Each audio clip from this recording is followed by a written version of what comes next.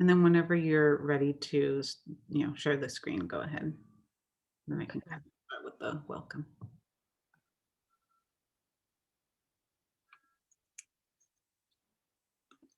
This first.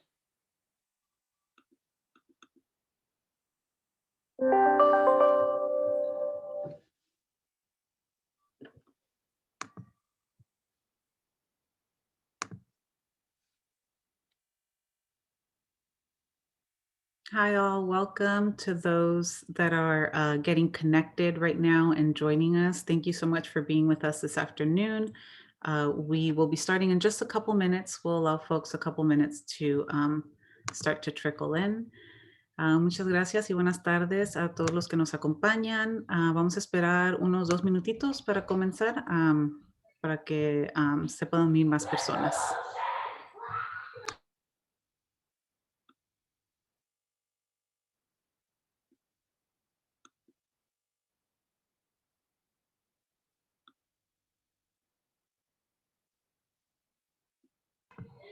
Hi, good afternoon to everybody that is joining and getting connected right now. We're going to get started in just a minute here, allow a couple more folks to join us. Buenas tardes a todos los que nos acompañen. Vamos a esperar un minuto más y luego comenzaremos.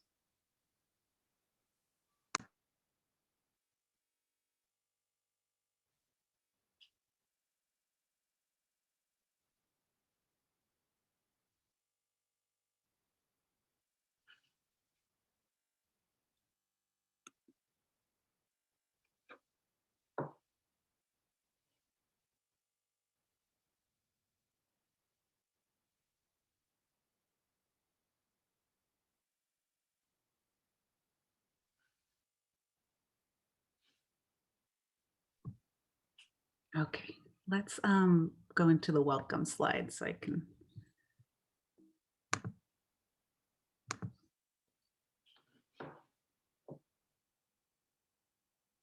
Hello, good afternoon to everybody that's joining us. Thank you so much for being here today. If you want to start by, just so we get an idea of who's here, introducing yourselves in the chat with your name, your pronoun, and your city that you're joining us from, we can get an idea of who is here with us. Buenas tardes a los que nos acompañan esta tarde. Sí tenemos interpretación. Mi colega Reina está interpretando esta presentación en español y pueden escoger su lenguaje y cambiar su lenguaje, pues su canal al lenguaje de español. Can you do the next slide, Daniel? Mm-hmm.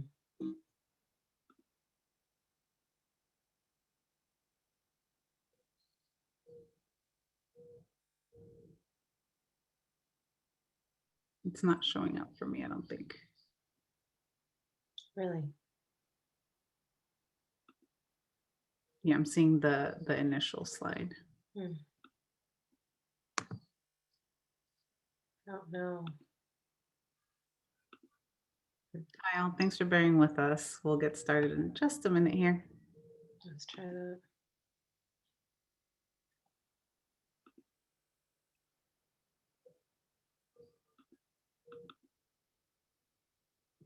There we go.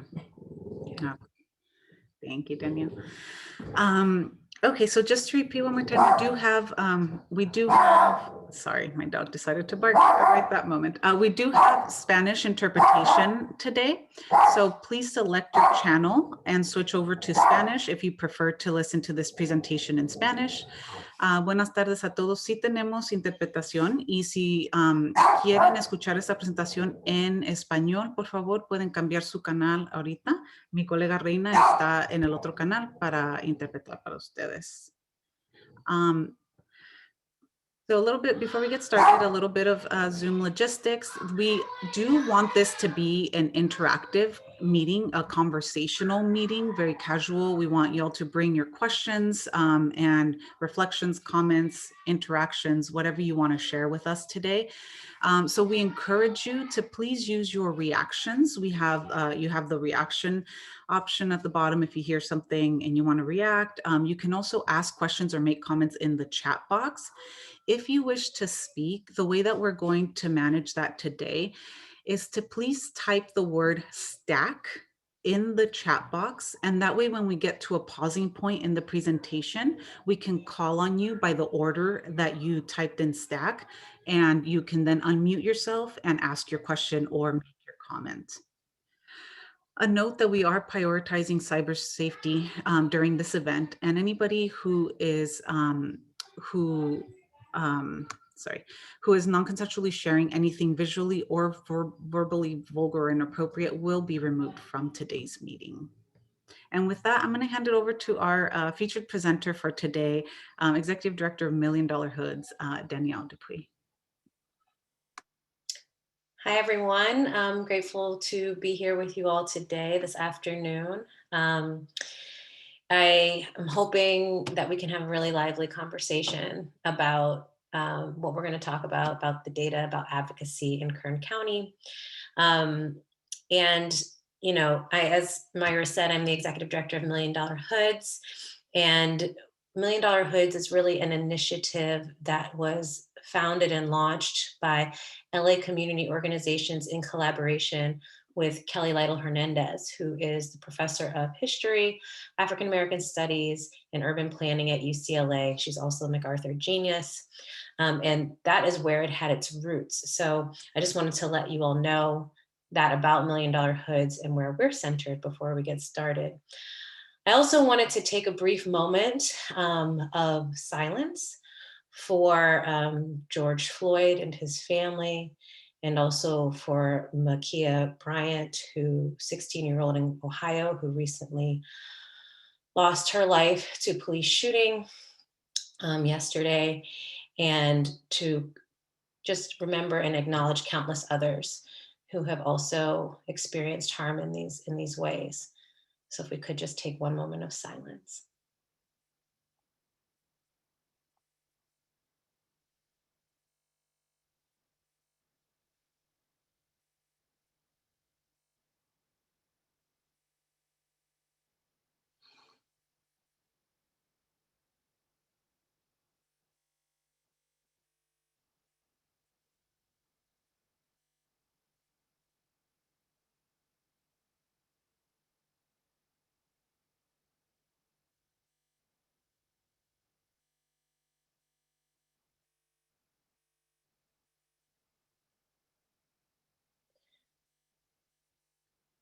Thank you all.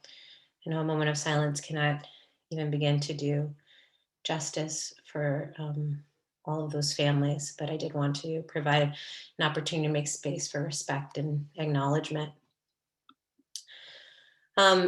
So today we are going to go into a lot of things, but I think we're really going to start with a recap of the last webinar that we put on, and that's just to ground us in where this conversation is coming from and going.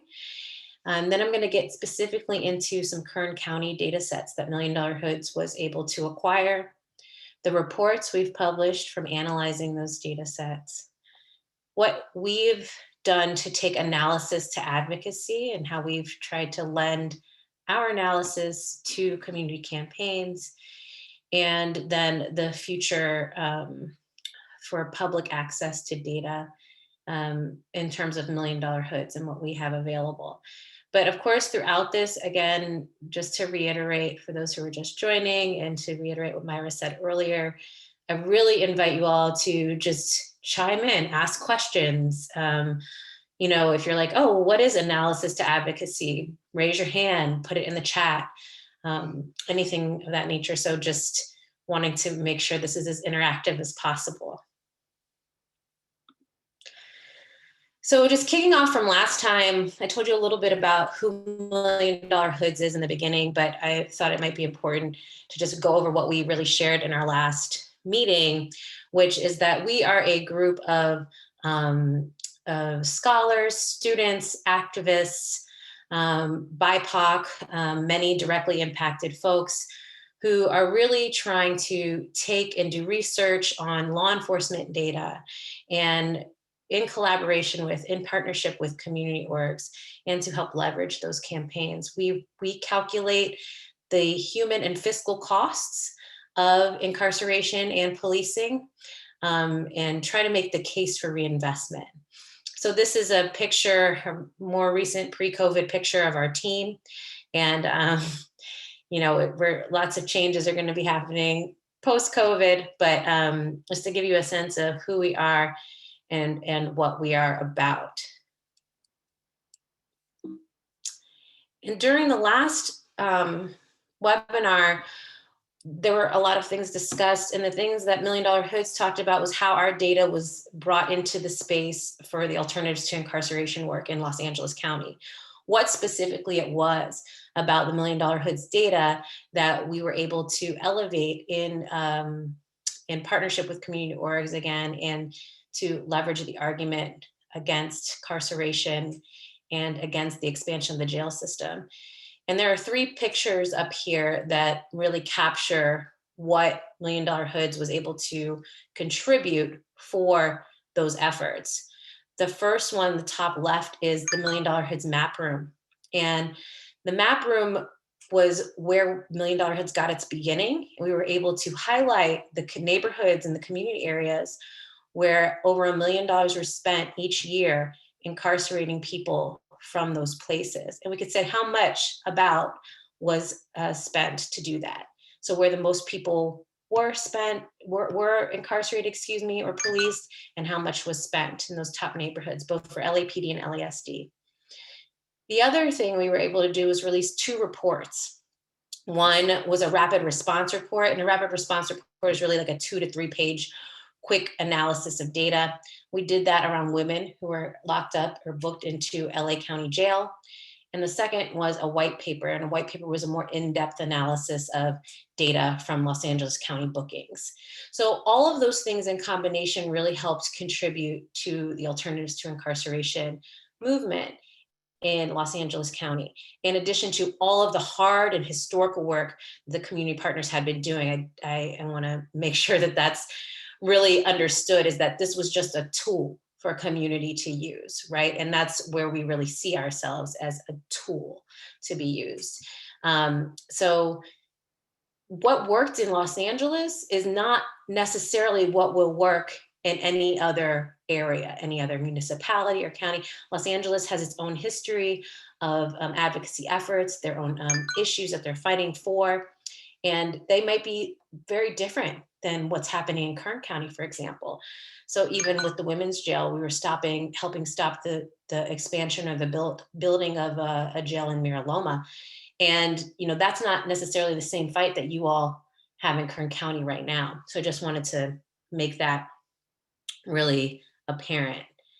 And before, I'm going to go into some of the reporting in the Kern County data sets that we have.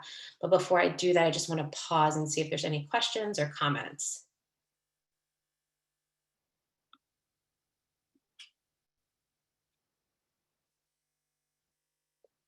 No? Okay, I can't see if anyone raised their hand or not, so I'm just going to continue on because there we go. Okay. So $1 Million Hoods went on an expedition of sorts to collect as much data from various counties as possible. And what we did is we requested the following data sets from Kern County law enforcement agencies. We requested Arvin Police Department, Bakersfield Police Department, Delano, Kern County Sheriff, Kern High School Police Department, adult arrests only, and then Taft Police Department.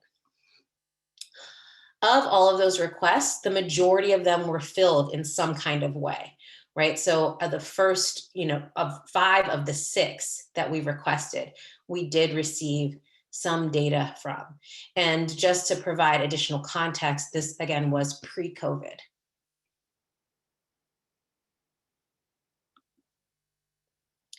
From the 5 data sets that we received, we were able to publish reports on 2 of those data sets. So we were able to publish a report on the Bakersfield Police Department data and 2 reports on Kern County Sheriff's data.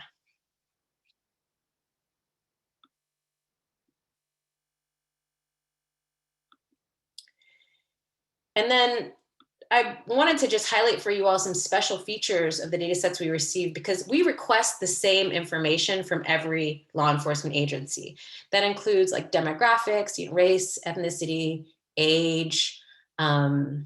We get some personal information. We request addresses. Home address is one of the things that makes Million Dollar Hoods unique. We also request arrest location, charges, and disposition of those charges, including arrest date, booking date, or release date. So we request all of that information uniformly across every request we submit. There are occasionally times where law enforcement agencies provide us more than what we request, or different variables than what we request. And this is what is in the special features column here. Some in the first one you see is bad data format, and some things come to us in a way that it's really just very difficult to even extract and analyze. So that's what bad data format refers to. But interestingly, for the Bakersfield PD, we received arresting officer numbers. So an indication of who the arresting officers were. This might've been one number or multiple numbers. They weren't the names, but they were a unique identifier as I understand it. And we also received youth arrest data, which would not disclose the personal information of the young person. But we did get that information as well from the Bakersfield PD. From Delano PD, we got the case number. So you would be able to cross-reference a case with the data that we received. There was nothing outstanding that we received from Kern County Sheriff Department that would be unique other than what we requested. And then again, for the Kern High School Police Department adult arrests, it came in a really difficult format. So because what bad data format means is we were really unable to extract a lot of the information and do an analysis on those 2 data sets in particular.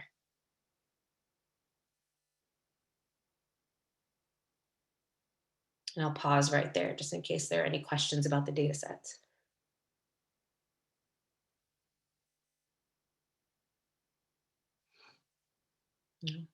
Okay.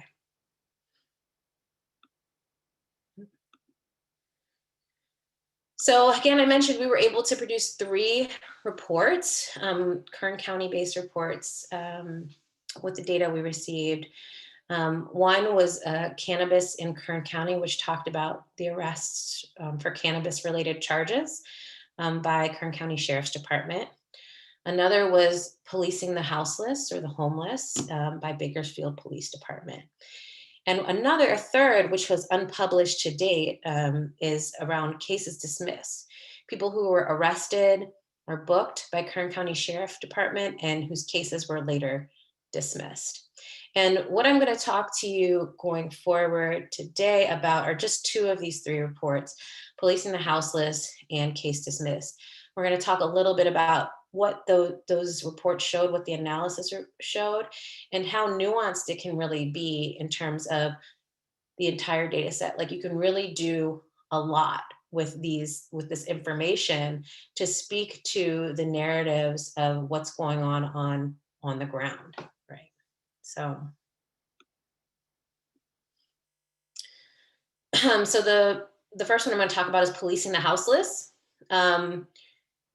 We use the term houseless because of information from people who actually are unhoused, saying that it's not that they don't have a home, because they do, it's that they're unsheltered, right? And so making that clarification in the language became really important to them, and therefore it became important to us as well. And so the data we had, we actually, oh, I'm sorry, did someone have a question? Yes, what are the charges for marijuana? Did I say it wrong? I'm sorry, you said what are the charges for? What charges can they give you? What charges can the police give you? There's a whole host of charges I mean, oh, for marijuana, okay. Sorry, I got a clarification. I didn't quite hear you. For marijuana, there's certain penal and health and safety codes that I can send if you direct message me your email or some way to contact you. I can send you what the charge codes are for those. Of course, now the analysis that was done in the past was prior to it was prior to 2017. So before the statewide legalization, and it was just highlighting the fact that people were arrested for marijuana related charges and which communities were disproportionately arrested for those charges during that time. Now, Okay, because they have these machines out now, and I was just wondering, what can they charge you? What would the charges yeah, I think now, I mean, there's only like specific instances where you can get a ticket, right? And I mean, I don't think any police officer should be arresting adults for possession. Um, there might be some mitigating circumstances around that in terms of quantity and things of that nature. I'm not a lawyer, so I want to go ahead and say that out loud that I can't speak to all of the nuances of the law.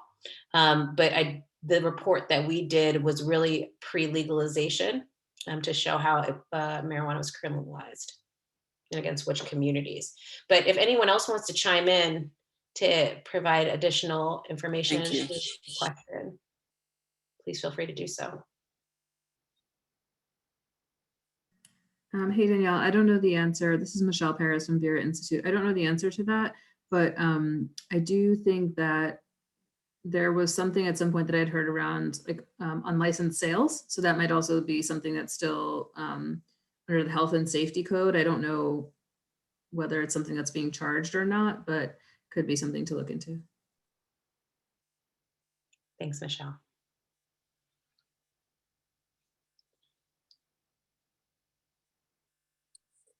Thank you.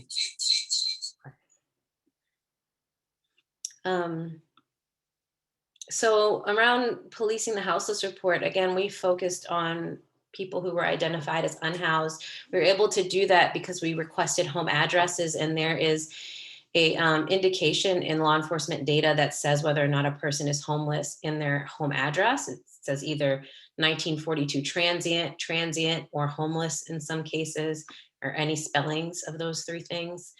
And what we found was really incredible.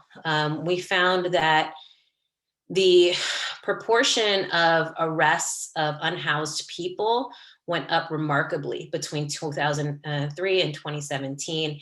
It increased by 23% in total, so that you're getting to almost a quarter of all of arrests are of unhoused people during that time period. And we said, well, what are unhoused people primarily being arrested for? And I want to be clear about something in the arrest data. Arrest can mean cited or actually arrested, right, and taken in. So it can mean either of those things. But regardless, you are now under some kind of scrutiny from law enforcement. And we found that the top 5 charges represent over half of all charges associated with the arrests of houseless people. And those included municipal codes. A large proportion were municipal codes, so sleeping or lodging in a public place, drinking alcohol on the street, removing shopping carts from a business, jaywalking, and collecting recyclables. And then foreign warrant being the next most common, which included supervision violations, drug possessions, for public disturbance, for failures to appear, and for driving on a suspended license. Public disturbance in general was the next most common charge. Possession of some kind of paraphernalia, and then drug possession. So these are the things that the Bakersfield Police Department were devoting a large proportion of their resources to criminalizing amongst folks who were unhoused. And what we talk about at $1 Million Hoods oftentimes is a targeting and a criminalization of poverty that tends to occur. And with this type of data, you're really able to uplift that argument is the arrest of unhoused people the best way, the way that the county, the way that the city wants to be spending its resources? So that's a question that we often ask when we have findings like this. And I'll just pause here to see if anyone has questions or thoughts about the last two slides, both the trend in the increase in unhoused arrests, or the types of charges people had against them.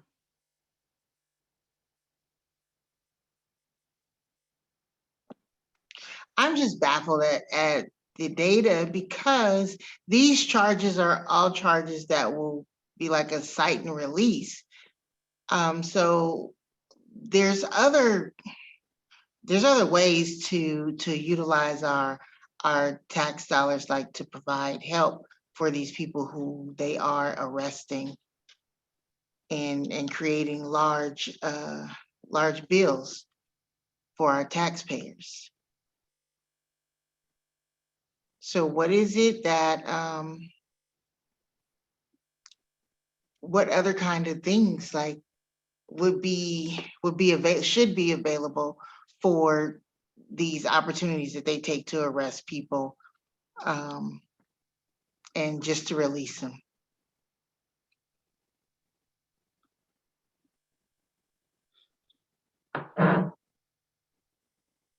I'd open it to other folks, to folks in Kern County, to say, you know, what are some other ways to spend resources? And just to, again, make the clarification that a lot of these were cite and releases as well. They weren't all, you know, detention based. So we can't discern which were and were not. We just know that both would have been used. I have another question. When this happens, because if BPD does an arrest and they go into the sheriff's jail, is that like, do they get to double dip? Like, they both get paid, correct? Well, technically, yes, you would say some of the budget from the police department went to the resources it took to arrest somebody or cite and release them, the manpower, the hours that it takes to do that. And then once they get into the county jail, then there's also funds that have to go to the salaries of people who work there, for the bed space, for the services, for food, for anything like that.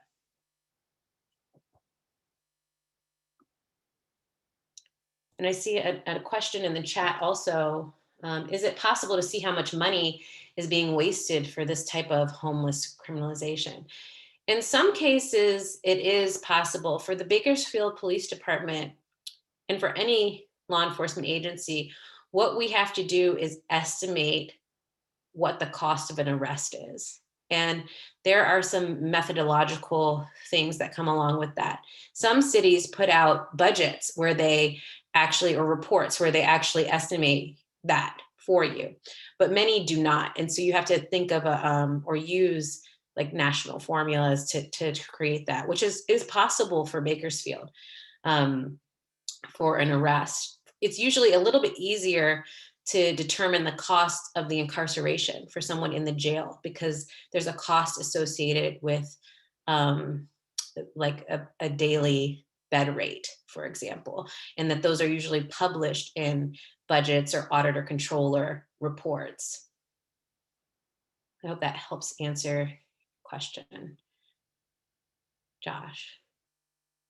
And then we say we want our tax dollars to be invested in social and mental health services and other social programs, right? And so this is the type of, you know, visual, this is the type of data that really can help leverage that argument, Rosa.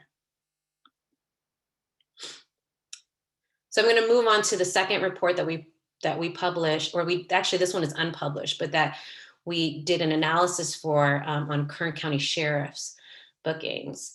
But before I go into that, I just want to make sure there aren't any other questions around the Policing the Houseless report. And as a sidebar, all of our reports can be found on our website, milliondollarhoods.org, under our work, and I'll put that in the chat right now.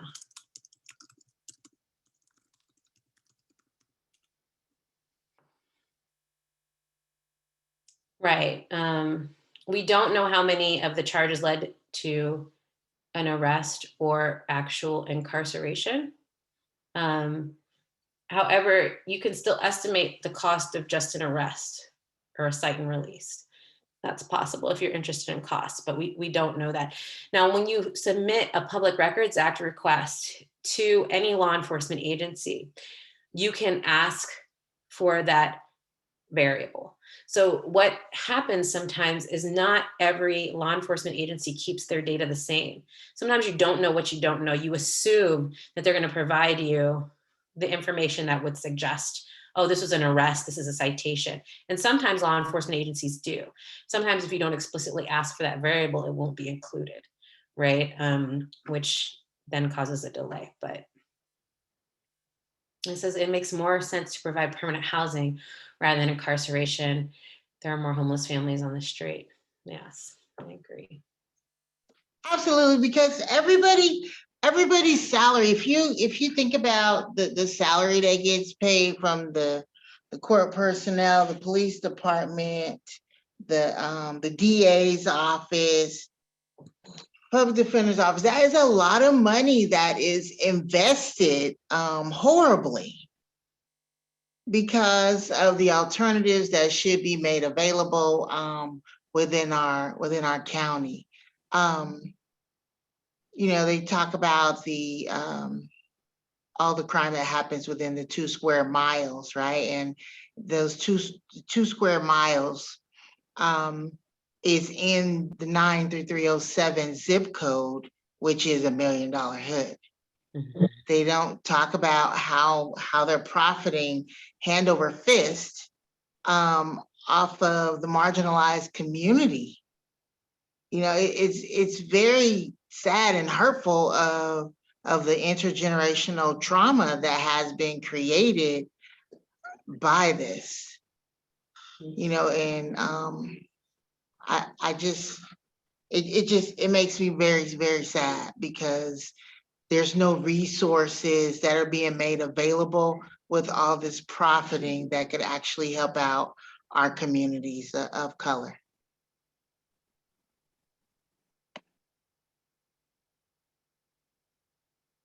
Yeah.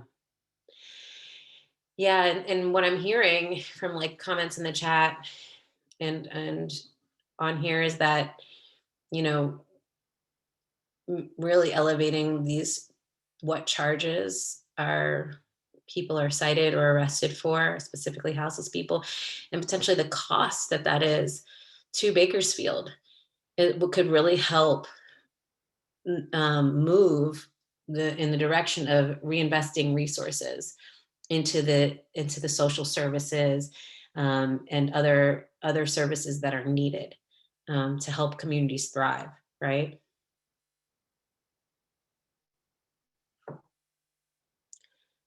Do I have any question is, do you have any recommendation for the formula for calculating the cost of an arrest?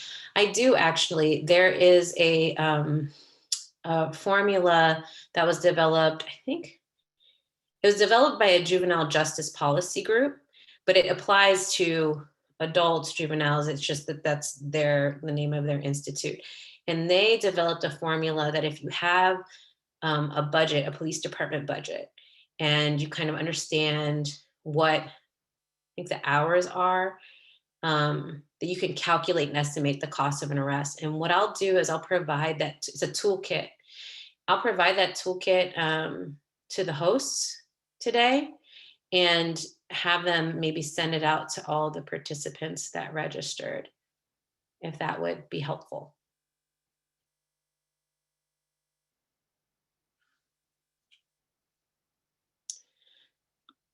Okay, so this other report, which is unpublished, but has the potential to still be published, focused on another aspect of data. We really focused in on release type.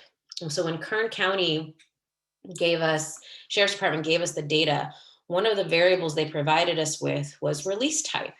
And that's kind of similar to like disposition, what happened when a person, like reason for release, right? And within the categories that were listed there was the case was dismissed. And Million Dollar Head said, whoa, okay, well, what, how many people that were booked actually later got their cases dismissed? How much money did we spend on that? Who was really targeted around that?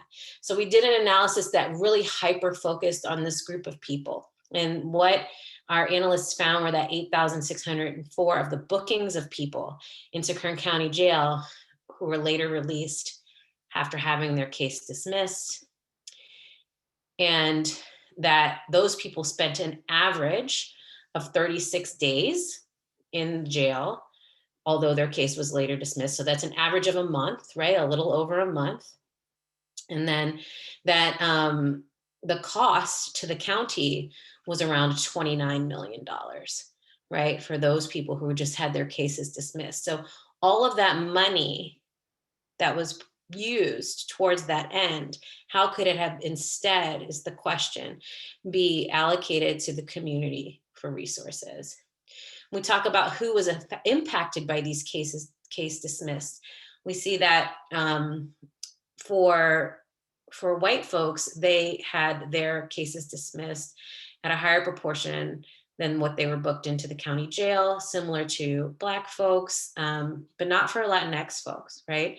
So for Latino and Latinas that were booked into the Kern County Jail, they represented about 47% of all those folks booked in, but only 44% of those whose cases were dismissed.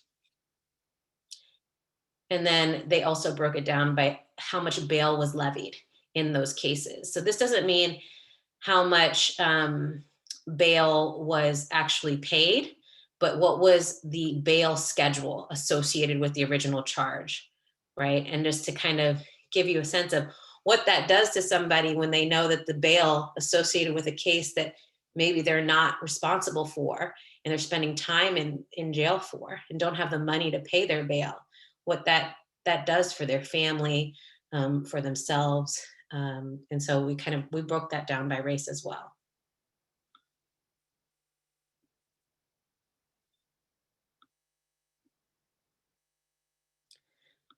And oddly, I think this is a problem that for Kern County Sheriff's Department increased over time, right? So from 2010 to 2016, the proportion of bookings that were dismissed increased. And then the top 5 charges are similar to other top 5 charges we see. They're, again, possession of drugs, failure to appear, driving on a suspended license, public disturbance, and things of this nature. And remarkably, what you'll see is that 16% of all of those folks who had their cases dismissed involved a houseless person, right? Which is a higher percentage than of the total bookings during the same time period for Kern County Sheriff's Department. And I'm going to pause there and see if anyone has any comments or questions.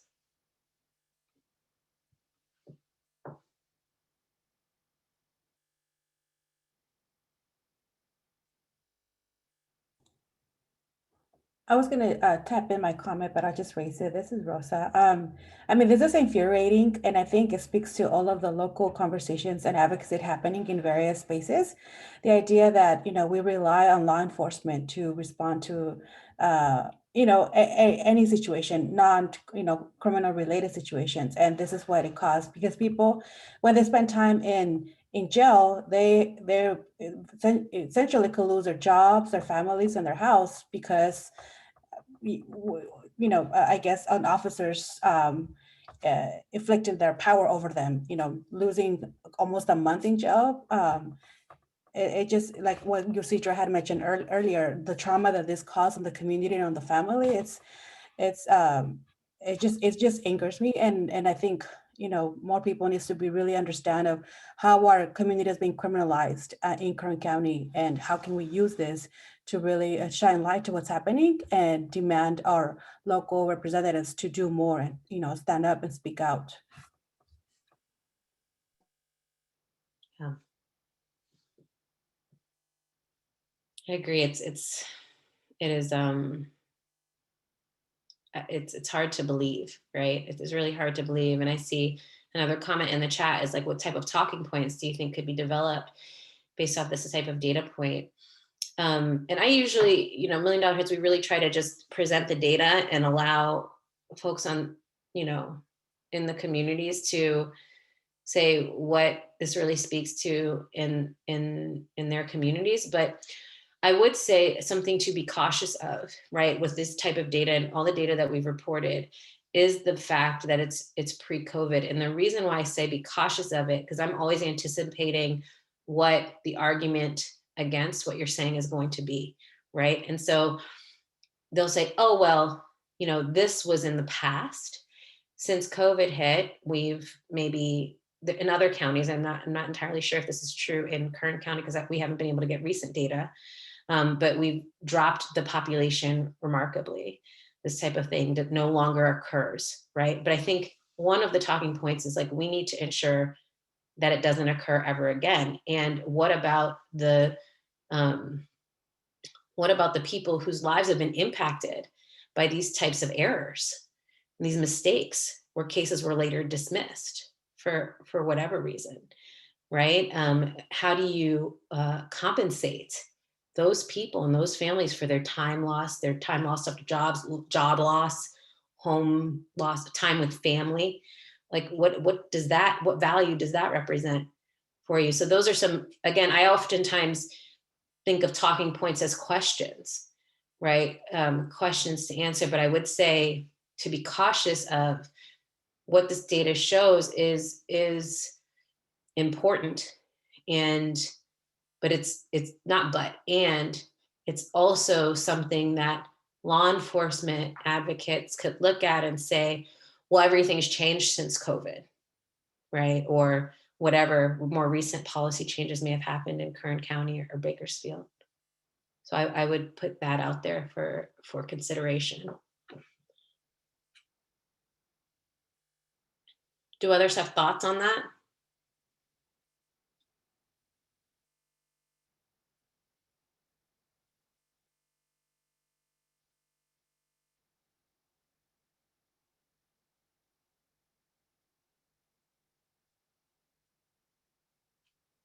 I see there's a comment is there's no way of compensating families and communities.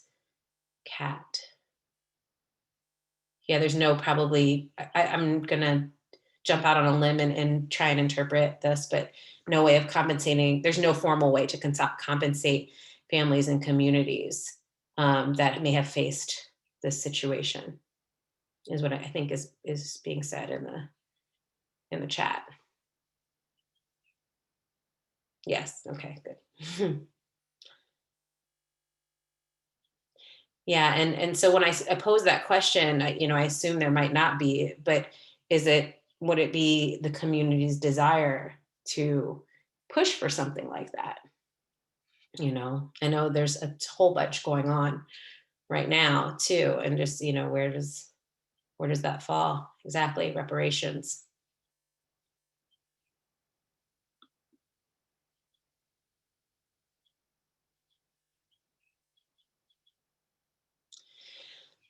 So before I jump into this map, I just want to uplift another question in the chat that says, are you aware of any formulas or values used to calculate the cost of incarceration to an individual?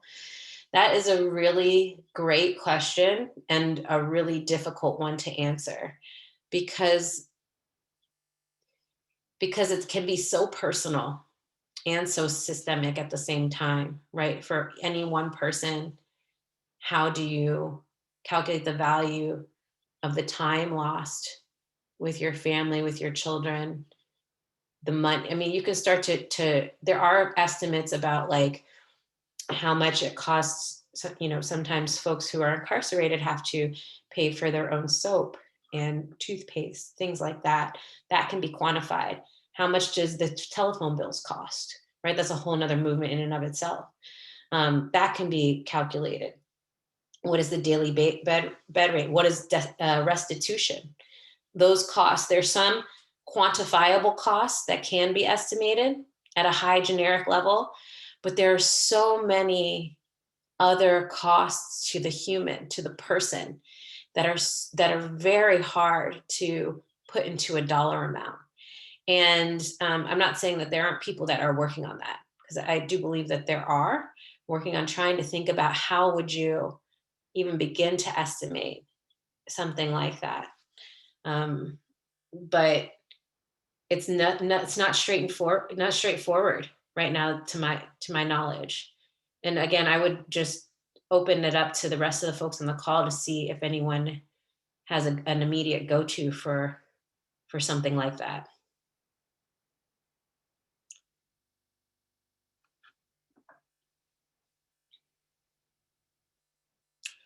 There was a report put out by the SC Justice group not too long ago that did kind of go through all of the things that a family, and therefore the individual, goes through when their loved one is incarcerated, trying to estimate some more of those human costs.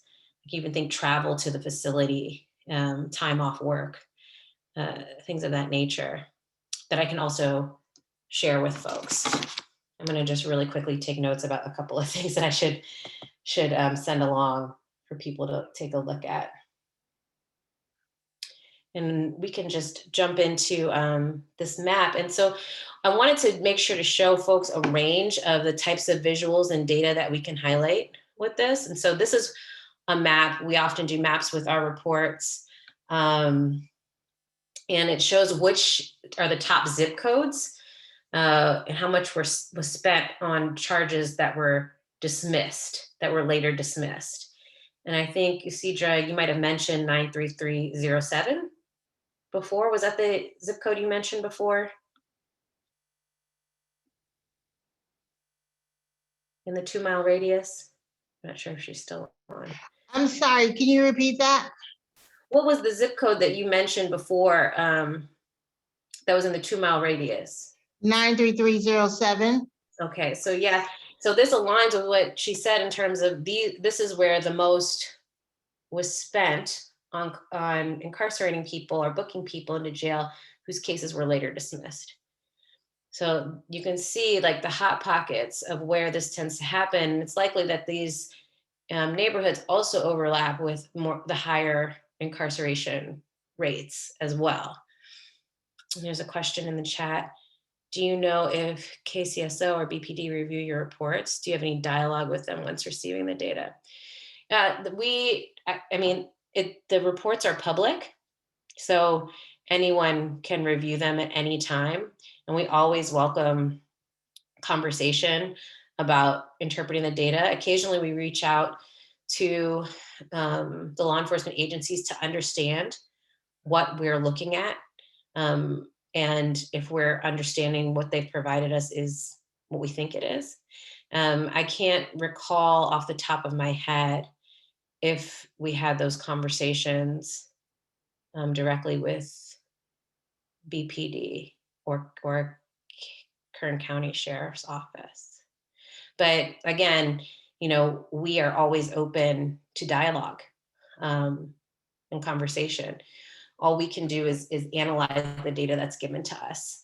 And so there's, we've in other reports that we've produced have occasionally received some pushback. Oh, like that's not really true. And then when they commit the resources to analyzing their own data, realize that that is in fact what it says. And I find that a lot of the times law enforcement agencies haven't taken the time to do this type of analysis either.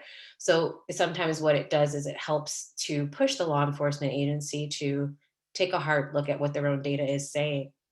So I hope that answers your question, Marina.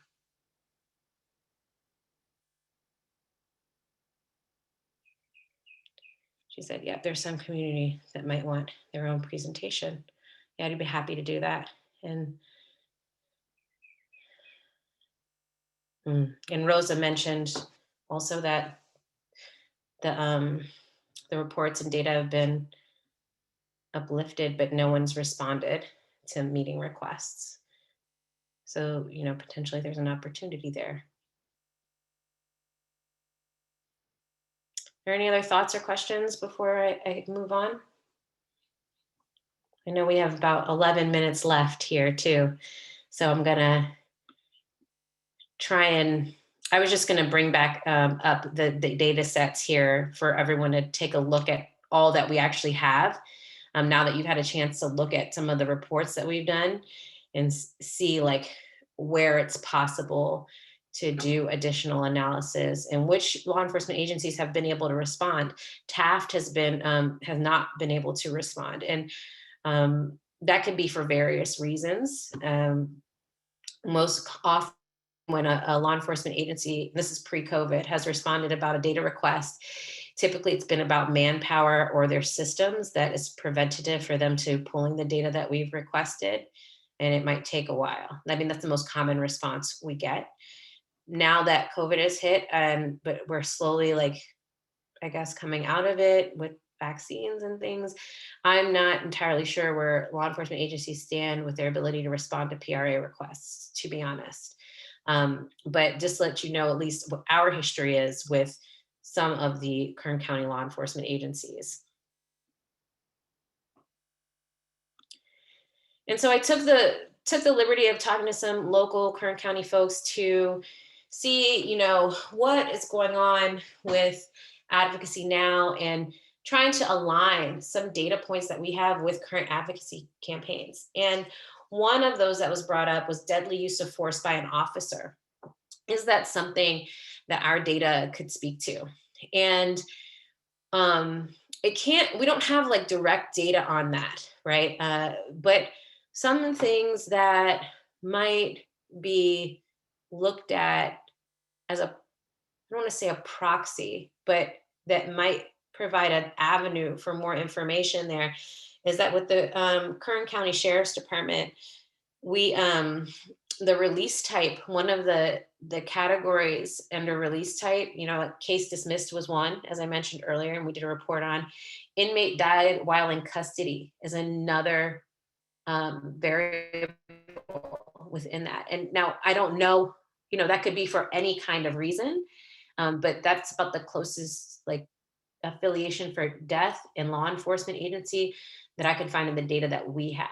And then the other thing is that with the Bakersfield Police Department, they have the officer number that was present at the time of the arrest, right? And so that, of course, doesn't also tell you if the officer used deadly force. But what it does tell you is some other accountability pieces that you can associate that variable with. So you could tell, for example, if one officer in particular, like during a given time period, arrested only people of one race or ethnicity, or only people for certain charges, or you can cross-reference that with several other variables. Again, that's not saying that the officer used deadly force, and but it is saying, you know, trying to hone in more on the officer or the situation of the person who was booked or arrested.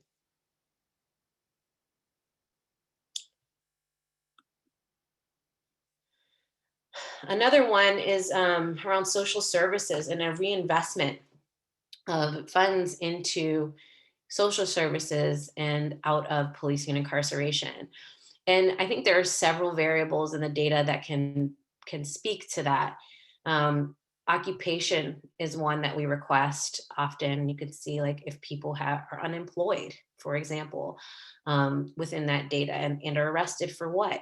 Age, right? If you have elders that are being arrested too, it can highlight, hey, listen, this proportion of arrests or this many elders from this neighborhood are being arrested or booked. We need to invest certain types of social services into that area. Of course, housing status, which we already talked about.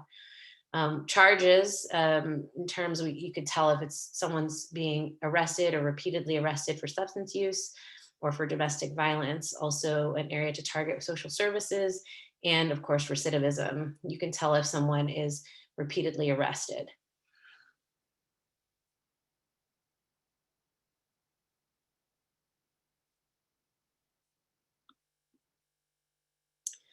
Another advocacy piece that was raised is around mental health. And,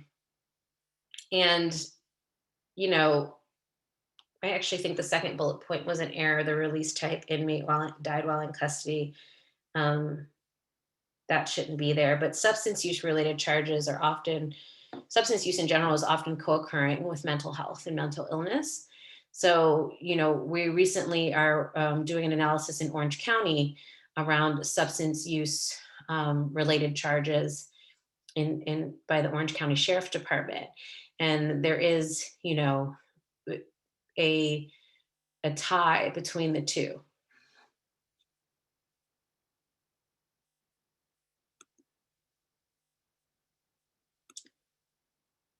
I think okay. So ignore this mental health one at the top. I had a cut and paste error here. And then the last one was like comparing law enforcement responses to protests. So if there is a protest that's more conservative leaning versus one that's more liberal leaning, and how police might disparately respond in those cases. You know, the types of information that can help illuminate that is where the arrest occurred. You can find out the date, where the arrest occurred, and the charges. So literally, if you knew a certain type of protest was happening on one day, like, and you looked at the data, and you could see how many people were arrested that day, and on what, and by whom, right? And then you could compare that to a protest happening on another day in another location, and really see what the difference is, and if police are disproportionately targeting certain groups versus others.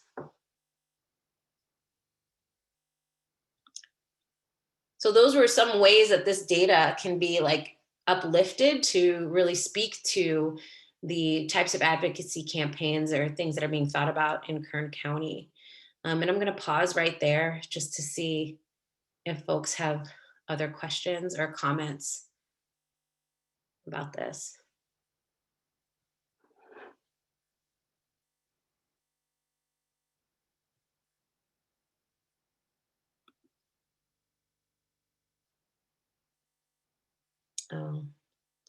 And this last one here is my bad, the wobblers.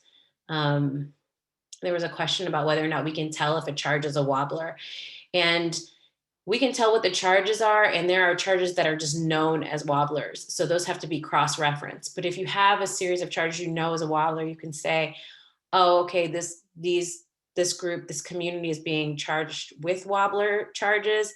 You would unfortunately have to link that with court or conviction data to really know how the sentence ended up. And that's information we don't have. And so just to clarify what a wobbler is, for those who may not know, thank you for that question. It's a charge that can go either as a misdemeanor or a felony. So that is made on a case-by-case basis oftentimes. So there's a penal code, and sometimes that penal code can be charged as a misdemeanor or a felony. Does that make sense?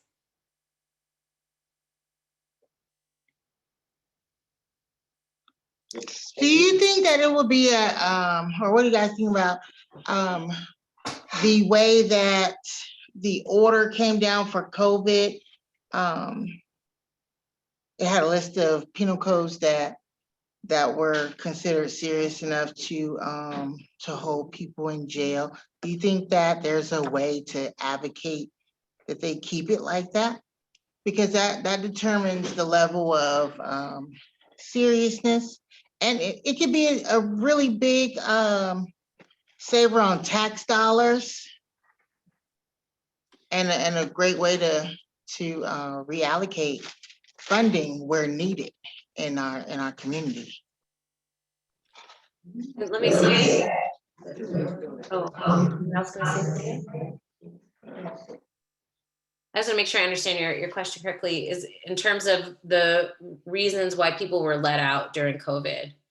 Or not held in the jail. Not held in the jail. Like there was a list of penal codes that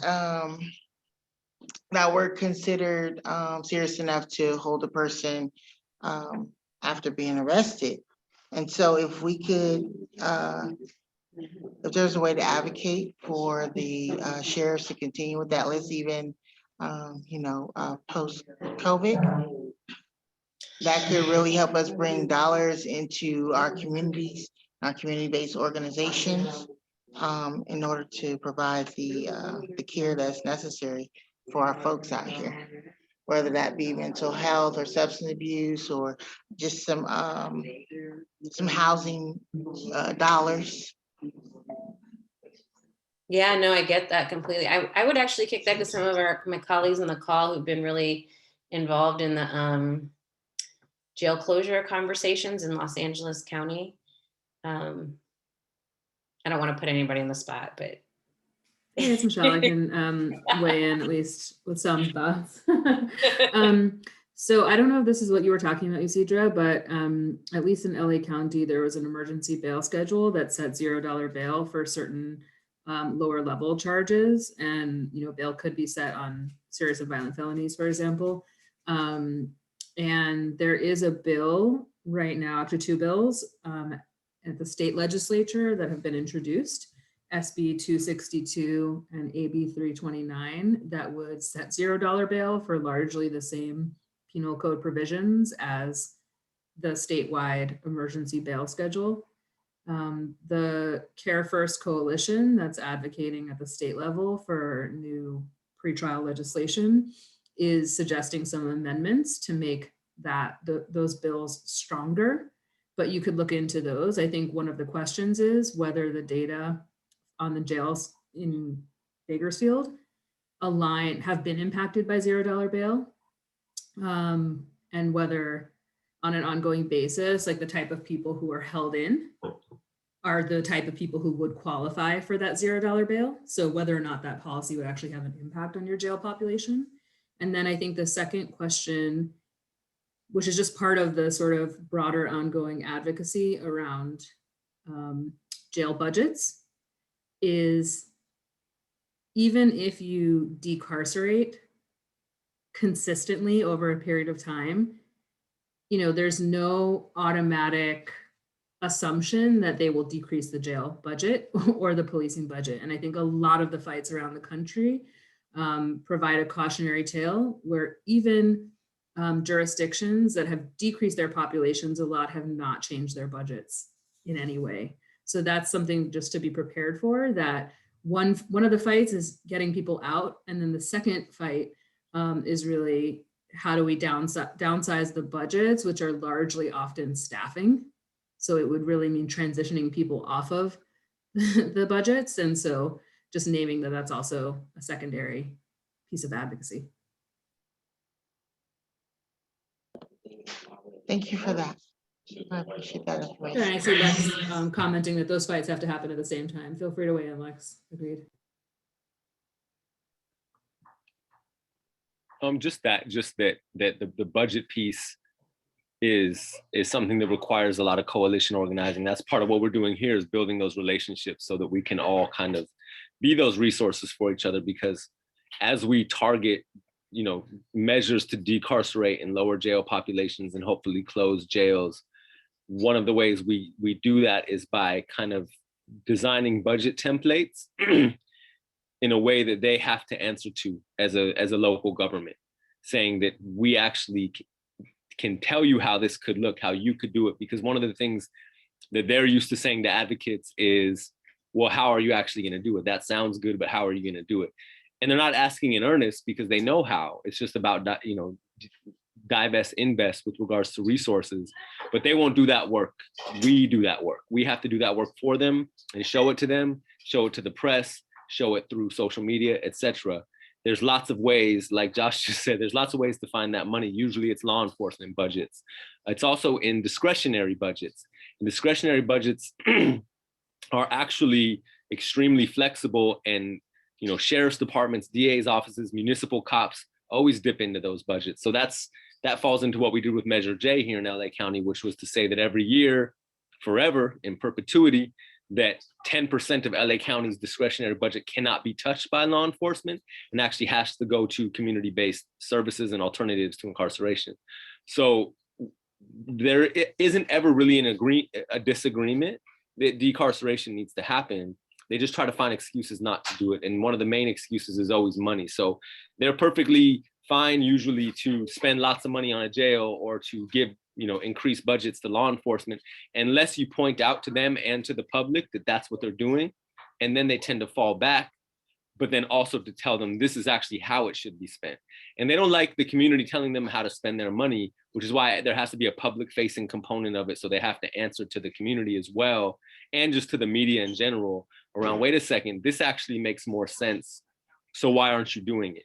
And that fight happening while we identify policies like a $0 bail schedule, like comprehensive pretrial reform, like community-based pretrial services, like building and developing a diversion infrastructure, like finding officials who will not press charges, DAs, cities, attorneys who won't press charges.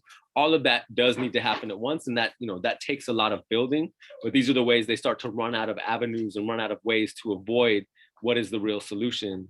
And of course, none of that happens in one day, but it can also happen more, sooner than they tell you it can happen as we build grassroots power.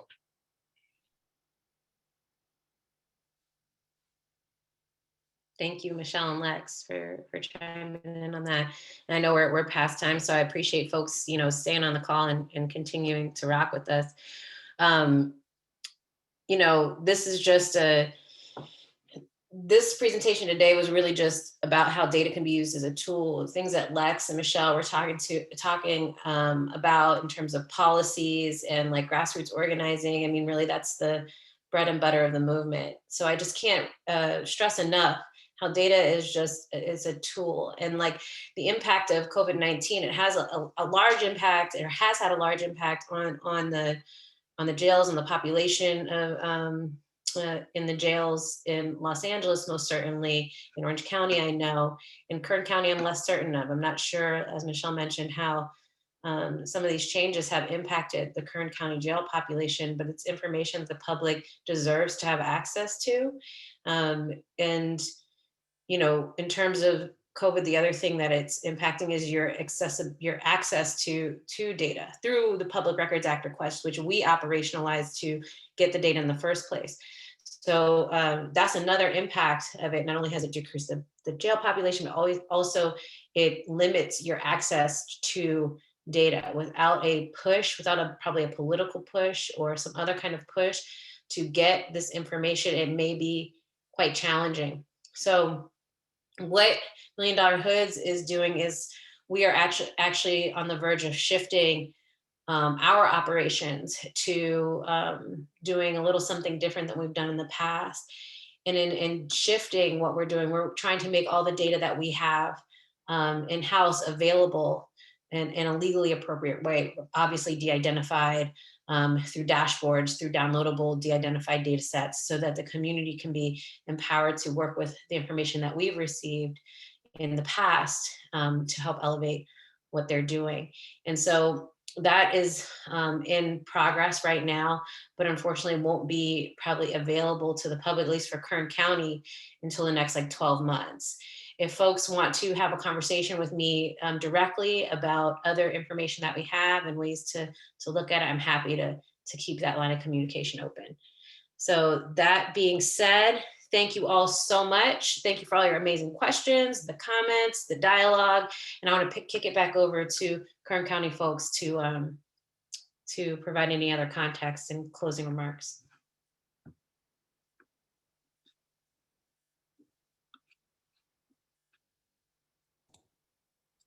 Sorry, you see, Dry Dalton, just not to put you on the spot, but you guys were gonna offer some call to action opportunities?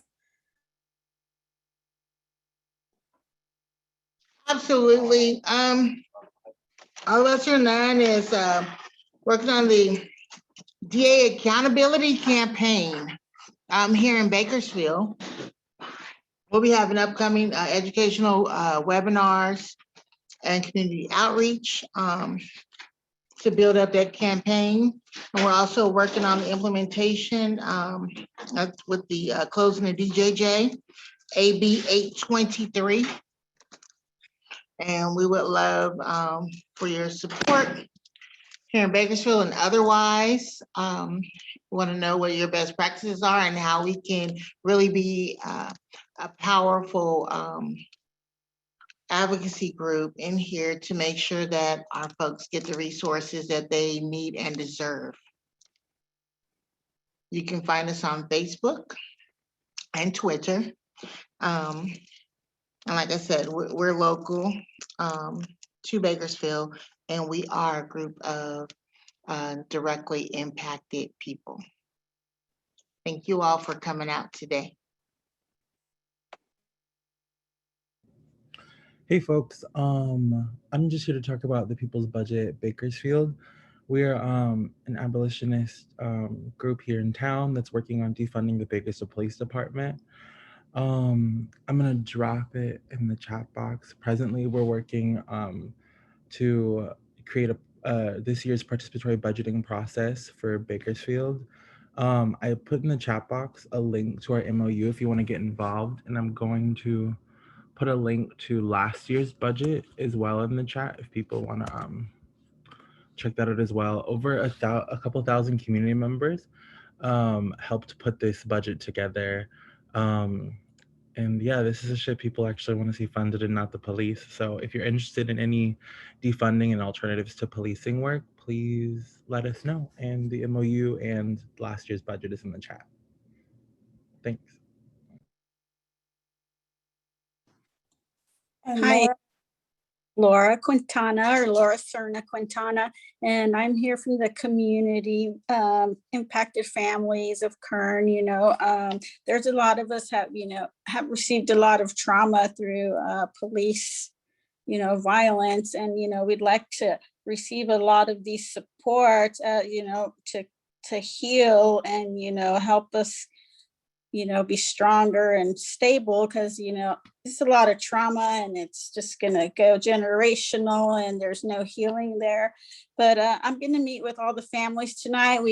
They decided last minute, because of the trials, we're going to go just remember our loved ones tonight at a vigil or protest at 7 p.m. And I want to thank everyone for all the work they're doing here in Kern County. And, just for networking, and hope to continue to grow our group and, get more people involved in the Kern County Criminal Justice Coalition, because we're going to have a website coming up soon. So just look for that. And thank you very much for joining us.